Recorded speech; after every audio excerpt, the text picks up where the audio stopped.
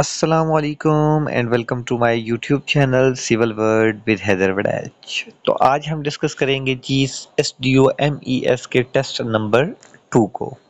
तो चलते हैं जी आज के फर्स्ट एमसीक्यूज की तरफ। हमारा आज का फर्स्ट एमसीक्यूज है जी what is the main objective of the contract administration process. अच्छा जी, कॉन्ट्रैक्ट एडमिनिस्ट्रेशन का क्या प्रोसेस हो सकता है? इसका पर्पज़ ये होता है कि जो भी एग्रीमेंट क्लाइंट और प्रिक्योरिंग एजेंसी या क्लाइंट के दरमियान या कॉन्ट्रैक्टर और क्लाइंट के दरमियान जो एग्रीमेंट हुआ है, क्या काम जो है वो सारे का सारा एग्रीमेंट के मुताबिक और उसकी टर्म के मुताबिक हो रहा है, टर्म एंड कंडीशंस के मुताबिक हो रहा है। तो ये होता है जी कॉन्ट्रैक्ट एडमिनिस्ट्रेशन का काम। ठीक है, फर्स्ट ऑप्शन क्या है जी, मॉनिटर वर्क, वर्क को प्रोग्रेस करना ये कॉन्ट्रैक्ट एडमिनिस्ट्रेशन का काम नहीं है, और पेमेंट को इंश्योर करना भी इसका काम नहीं है। To ensure the contract is being executed as per agreed terms and conditions. तो बिल्कुल टर्म एंड कंडीशंस पे काम चल रहा है, बिल्कुल ये चेक करना ही कॉन्ट्रैक्ट एडमिनिस्ट्रेशन का काम होता है। नेक्स्ट क्वेश्चन है जी which document outlines the specification for the quality of the work and the material in a construction project. तो जी सिंपल है जी, मतलब कौन सा डॉक्यूमेंट है जो स्पेसिफिकेशंस और स्पेसिफिकेशंस और क्वालिटी ऑफ वर्क को देख रहा होता है, इसके लिए होता है। तो कौन सा है जी? स्पेसिफिकेशन, टेक्निकल स्पेसिफिकेशंस ही हैं ये बिडिंग डॉक्यूमेंट का हिस्सा, कॉन्ट्रैक्ट का एक हिस्सा होता है जिसमें स्पेसिफिकेशंस होती हैं। ठीक है, तो इसको हम क्वालिटी ऑफ वर्क को बेहतर बनाने के लिए एग्रीमेंट का हिस्सा बनाते हैं।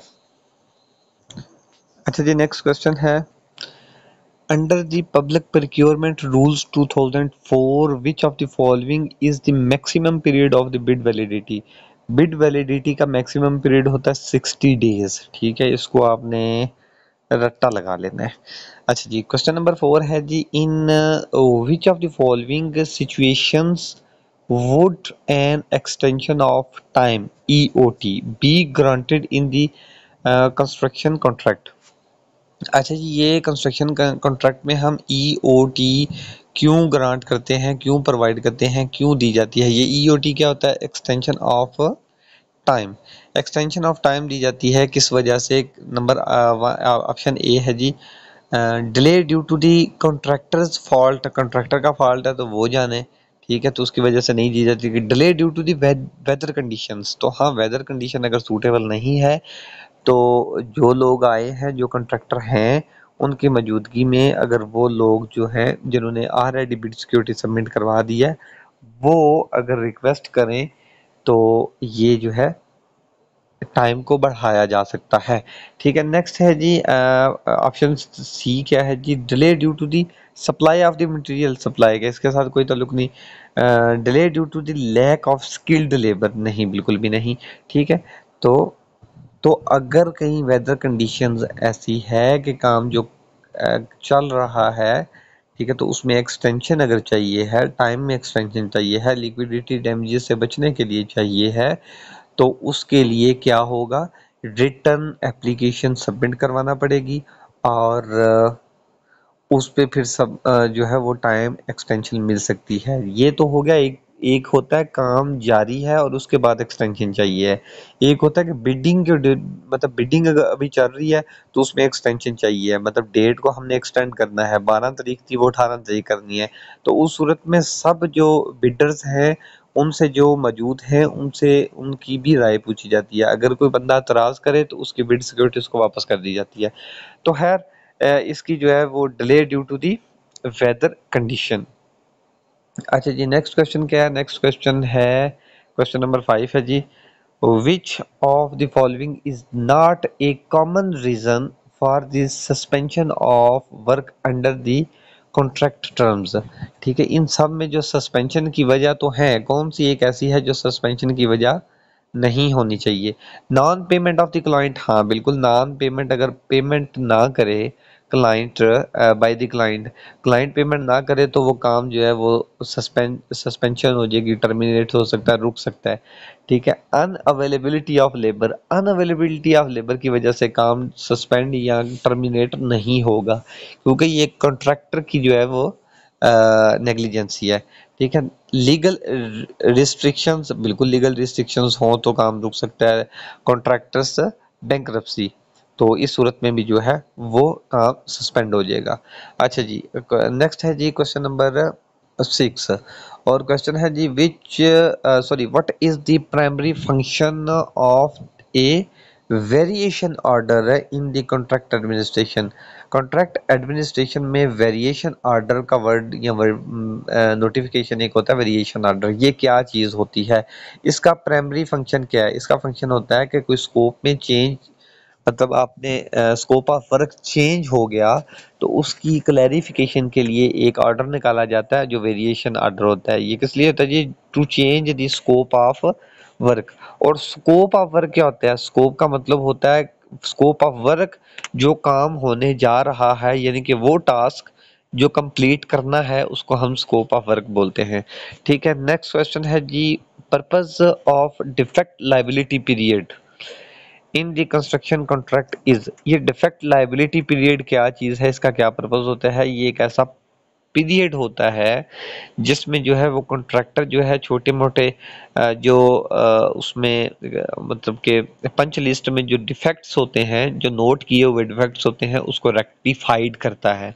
ठीक है। तो डिफेक्ट लाइबिलिटी पीरियड क्या है जी? Ensure that defects in work are rectified by the contractor.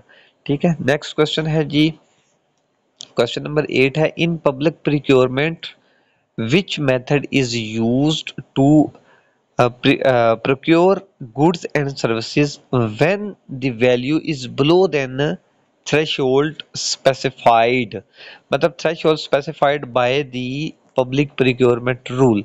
अब पब्लिक प्रिक्योरमेंट रूल ने एक जो है वो स्पेसिफाइड अमाउंट रखी हुई है, अमाउंट स्पेसिफाइड कर दी है। ठीक है। उसको हम कह सकते हैं थ्रेश होल्ड मतलब अमाउंट।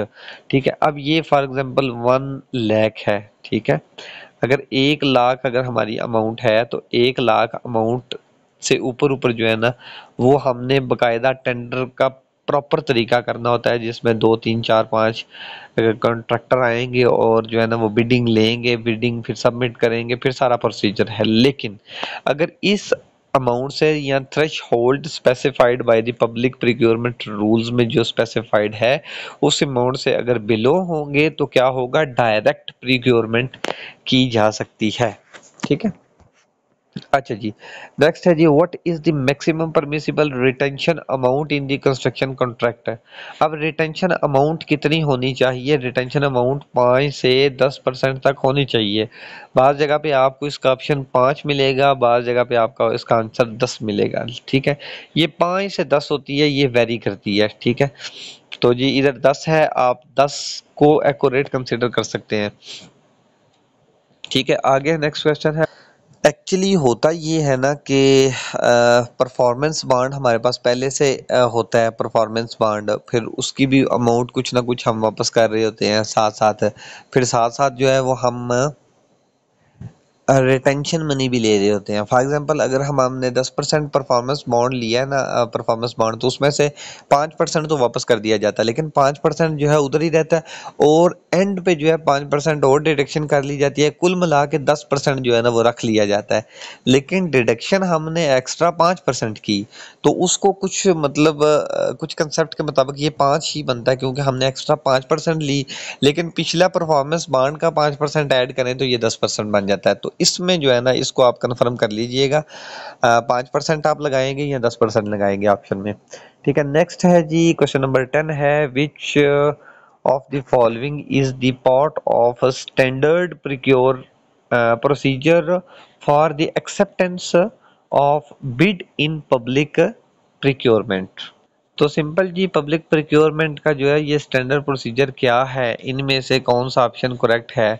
ठीक है। ऑप्शन बी करेक्ट है जी। हम करेक्ट को ही रीड करते हैं जी। The bidders must provide the performance bond और बैंक गारंटी। बिल्कुल, जो बिडर होगा ये अगर उसको मिल जाता है कॉन्ट्रैक्ट मिल जाता है तो वो बिड सिक्योरिटी या सॉरी उसको परफॉर्मेंस बॉन्ड जो है वो सबमिट करवाएगा। अगर वो सबमिट नहीं करवाता, ठीक है, तो उसके बाद इससे जो नेक्स्ट लोएस्ट वैल्यू वाला कॉन्ट्रैक्टर होता है फिर उसको जो है ना अवार्ड कर दिया जाता है कॉन्ट्रैक्ट। ठीक है, नेक्स्ट है जी, who is the responsible for ensuring that a project is executed according to the schedule, cost and quality requirements।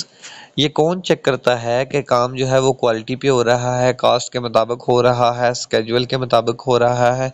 ये करता है जी इंजीनियर, इंजीनियर इंचार्ज। ठीक है, जो इंचार्ज इंजीनियर होता है वही करता है। ठीक है, नेक्स्ट है जी, what does the term liquidity damages, ये लिक्विडिटी डैमेजेस का क्या मतलब है? ये ऐसी ऐसी पेनल्टी होती है जो कॉन्ट्रैक्टर को डाली जाती है काम डिले होने की सूरत में। तो क्या है जी, ऑप्शन ए है compensation paid by the contractor for delay, जो उसने डिले किया है उस सूरत में उसको पेनल्टी ये पे करना पड़ती है। नेक्स्ट क्वेश्चन है जी, according to the public procurement rule what is the minimum number of the bidders required for a competitive bidding process? तो बिडिंग प्रोसेस में कम से कम कितने कॉन्ट्रैक्टर या बिडर्स होने चाहिए? तो कम से कम 2 बिडर्स होने चाहिए। ठीक है, ऑप्शन बी है जी करेक्ट, 2। ठीक है, अच्छा नेक्स्ट क्वेश्चन है जी, the progress of the project should be monitored regularly to ensure. अब जो है रेगुलरली मॉनिटर किया जाता है किस चीज़ को श्योर करने के लिए कि काम जो है वो बिल्कुल सही सिमत में जा रहा है, काम ठीक चल रहा है।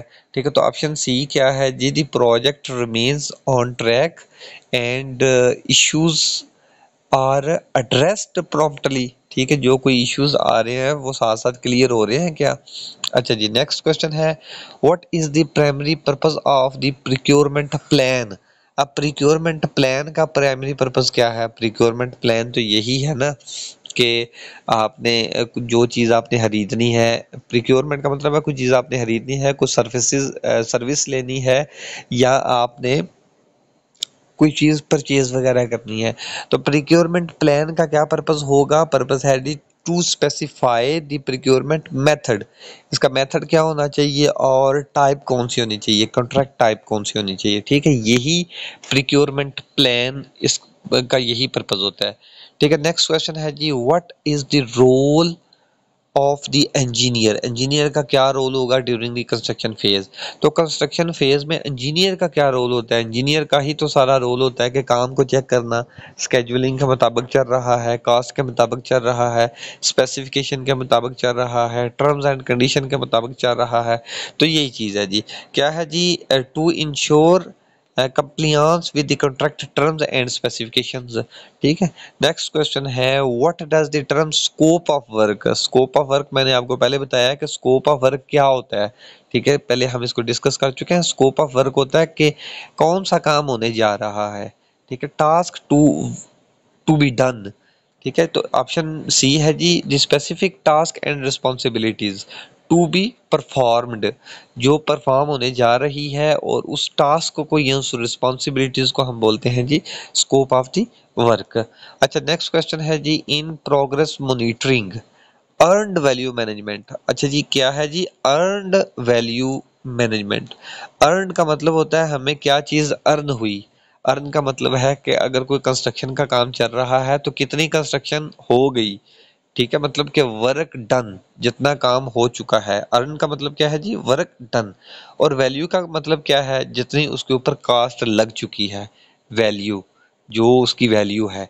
ठीक है, तो अर्न का क्या मतलब था जी, वर्क डन, यानी कि काम वर्क डन, और कॉस्ट, इन दोनों के दरमियान जो मैनेजमेंट होती है इसको हम अर्नड वैल्यू मैनेजमेंट, यानी कि वर्क डन एंड कॉस्ट दोनों की evaluation, evaluation the work done and it's cost, कितना काम हुआ है और कितनी कास्ट लगी है, ये मैनेजमेंट, ये इसको एवेल्यूएट करना जो है ना, इसको हम बोलते हैं अर्नड वैल्यू मैनेजमेंट।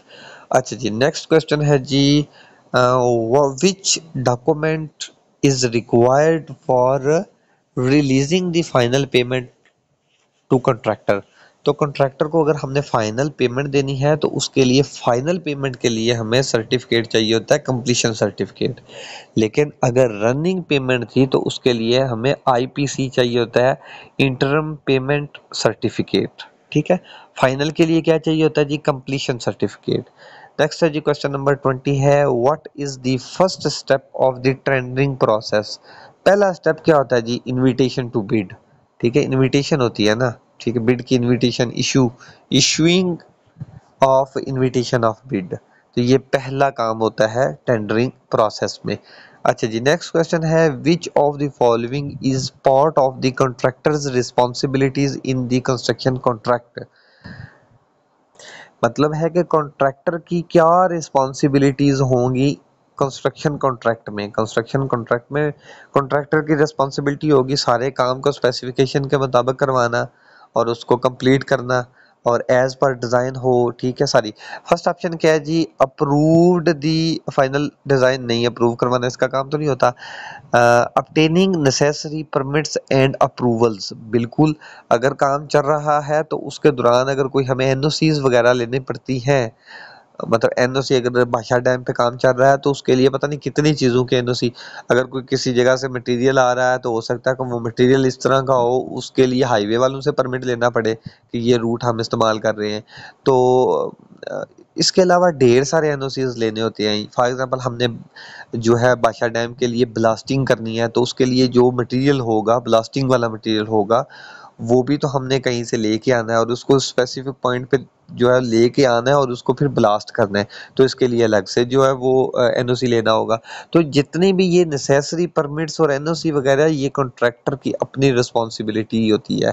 ठीक है, ये जो है क्लाइंट का काम नहीं होता। ठीक है।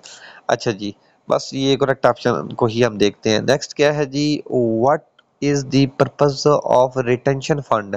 तो रिटेंशन फंड का यही पर्पस होता है ना कि अगर कोई छोटे मोटे डिफेक्ट्स हैं तो वो कॉन्ट्रैक्टर कंप्लीट करे और क्वालिटी जो है ना वो मेंटेन रहती है रिटेंशन फंड की वजह से। ठीक है, to ensure the contractor's completion the project to the required quality standards. ठीक है, नेक्स्ट है जी question number 23, notice of proceed in the construction project is issued when? Notice of proceed तब इशू किया जाता है जब किसी को, मतलब कॉन्ट्रैक्ट जो है किसी के साथ हो चुका होता है। ठीक है, मतलब कि contract is signed by the both parties, दोनों पार्टीज के दरमियान कॉन्ट्रैक्ट साइन पा जाता है और उसके बाद ऑफिशियली लेटर एक इशू किया जाता है जिसको कहते हैं जी नोटिस ऑफ प्रोसीड, कि कॉन्ट्रैक्टर अब इस पे काम स्टार्ट कर सकता है। अच्छा जी, नेक्स्ट क्वेश्चन है, the bill of quantities is prepared during which stage of the construction phase? ये bill of quantities हम कब जो है ये तैयार करते हैं? तो प्री कंस्ट्रक्शन, कंस्ट्रक्शन से पहले है होगा, तो कंस्ट्रक्शन से पहले ही ना, कंस्ट्रक्शन से पहले पहले ही होगा। डिज़ाइन फेज, तो फेज इसका डिज़ाइन फेज होगा। एग्जीक्यूशन फेज में तो बिल्कुल नहीं होगा क्योंकि वहाँ पे तो एग्जीक्यूशन हो रही है ना, उसके बाद तो हमने जो है उसको एमबी में लेना होता है ना ताकि उसकी पेमेंट की जा सके। ठीक है, क्लोज आउट फेज में भी नहीं होगा, वो तो कमेंट पे हो जाएगा। तो डिजाइन फेज में ही बिल ऑफ क्वांटिटीज बनाई जाती हैं। लास्ट क्वेश्चन है जी आज का, और क्वेश्चन है, what is the role of contractor response representative on site? मतलब कि क्या रोल होगा, which of the role of the contractor's representative on site? Site के ऊपर उसका क्या रोल होगा, जो उसका स्टाफ है या उसका रिप्रेजेंटेटिव है, तो उसका रोल होगा जी to manage daily operations and site activities. इसको देखना। ठीक है, आज के लिए इतना ही जी, मिलते हैं नेक्स्ट वीडियो में। अल्लाह हाफिज।